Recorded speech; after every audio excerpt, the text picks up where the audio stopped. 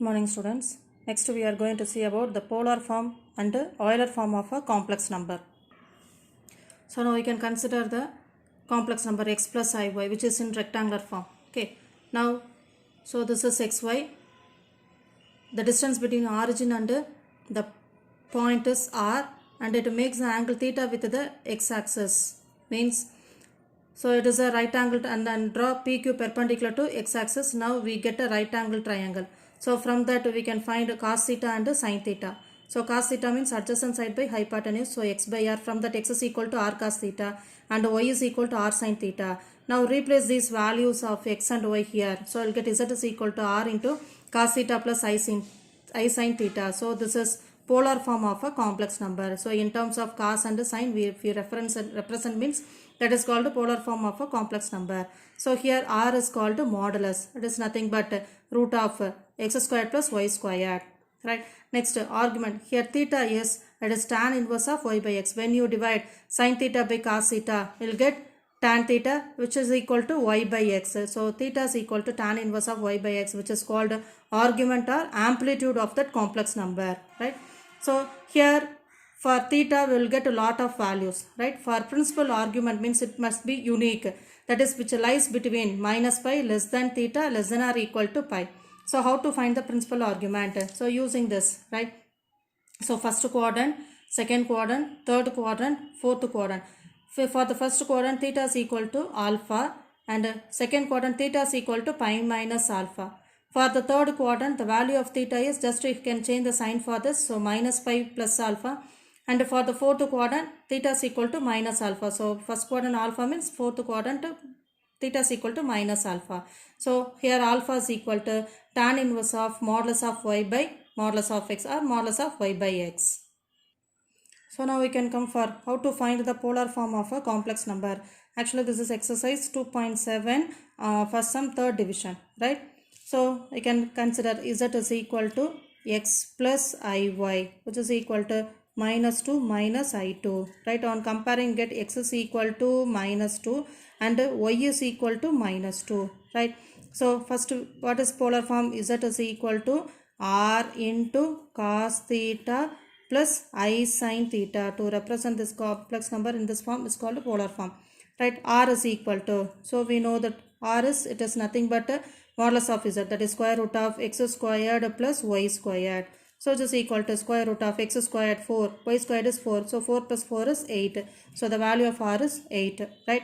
See, x is negative, y is negative. So both are negative means theta lies in the third quadrant. So third quadrant means x is negative, y is also negative. So in that case theta is equal to minus pi plus alpha. So theta lies in the third quadrant. Since x is negative, y is also negative. Therefore, theta is equal to pi minus alpha, where alpha is equal to tan inverse of modulus of y by modulus of x. Right. So what is y by x? Minus 2 divided by minus 2, which is equal to plus 1. So tan inverse of 1. For what value of tan is 1? I get pi by 4. So alpha is equal to pi by 4. Therefore theta is equal to pi minus pi by 4. Pi minus alpha, no, here pi minus alpha. So pi minus pi by 4, which is equal to 3 pi by 4. Right. So polar form.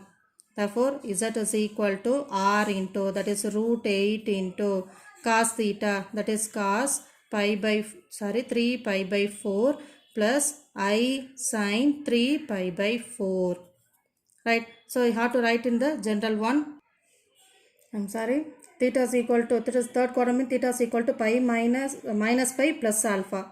So minus pi plus alpha will get minus 3 pi by 4. So cos of minus 3 pi by 4 plus I sin of minus 3 pi by 4. So I write in the general form z is equal to root 8 into cos of 2k pi minus 3 pi by 4 plus I sin of 2k pi minus 3 pi by 4, where k belongs to z, right? So this is a polar form of a complex number. Next, properties of polar form. If z is equal to r into cos theta plus I sin theta, then its reciprocal, that is 1 by z, can be written as z power minus 1. So which is equal to 1 by r into, just to change the sign, cos theta minus I sin theta. Directly we can write. So if you consider two complex numbers, z1 and z2, so we have taken r1, r2, theta 1, theta 2. What is the product? So z1 and z2 is equal to, these two are the modulus, just we have the scalar, that is numbers.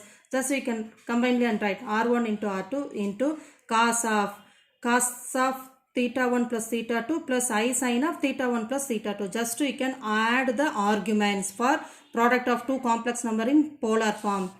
Next, for division, z1 by z2 is equal to r1 by r2 into cos of theta 1 minus theta 2 plus I sin of theta 1 minus theta 2. So for division, you have to subtract the argument. That's all. You get the answer easily. The properties of argument. So argument of z1 and z2 is equal to sum of their argument. The division of argument of z1 by z2 is equal to the difference of the argument. Argument of z power n is equal to n times argument of z. So next concept, Euler form of the complex number. So if you take z is equal to x plus iy, then the Euler formula is, we can write this as cos theta plus I sin theta as e power I theta. Just we can replace in the polar form. Polar form is z is equal to r into cos theta plus I sin theta. So you can replace this by Euler formula. You'll get z is equal to r into e power I theta. So this is called Euler form of the complex number. So based on the concept, we can do exercise 2.7. Now see the sixth problem. If z is equal to x plus iy and argument of z minus I by z plus 2 is equal to pi by 4, then show that x squared plus y squared plus 3x minus 3y plus 2 is equal to 0.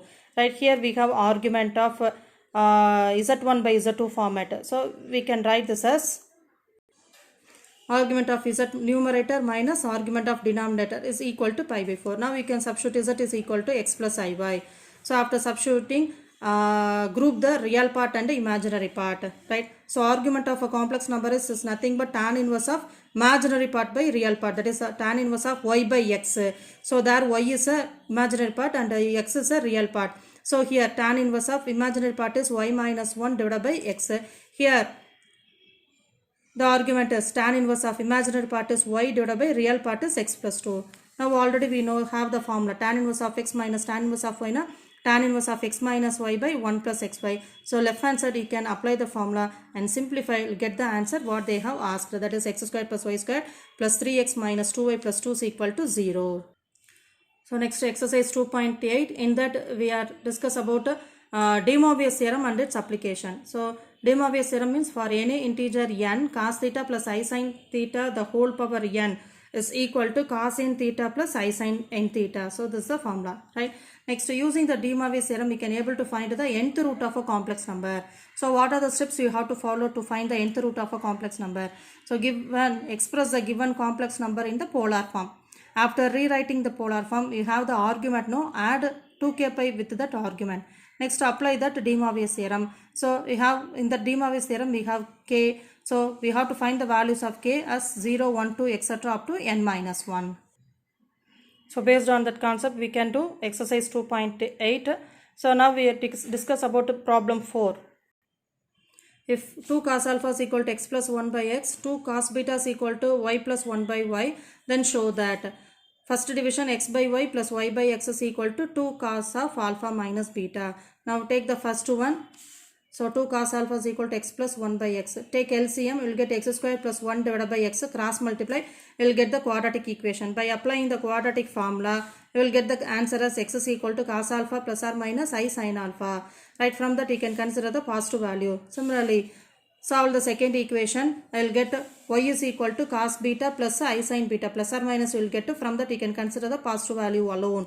Right, so first division, x by y we need. So x is cos alpha plus I sin alpha divided by y is cos beta plus I sin beta. Now only we saw the property, that is division of a complex number in polar form. Just we can subtract the argument. So we can write this as cos of alpha minus beta plus I sin of alpha minus beta.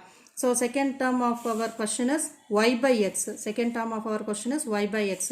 So for that we have to take the reciprocal for this. So reciprocal means just we have to change the sign of the imaginary part. So cos of alpha minus beta minus sin of alpha minus beta. So you have to calculate x by y plus y by x. So real imaginary part they get cancelled. You'll get 2 times cos of alpha minus beta. So you'll get 2 times cos of alpha minus beta. This is only we want to prove. Similarly, you can do the remaining divisions. So next to exercise 2.9, it is our one word. Already we have given solution for the one word separately, right? So the second chapter, complex number revision over. Students, based on the concept, prepare well, right? Thank you.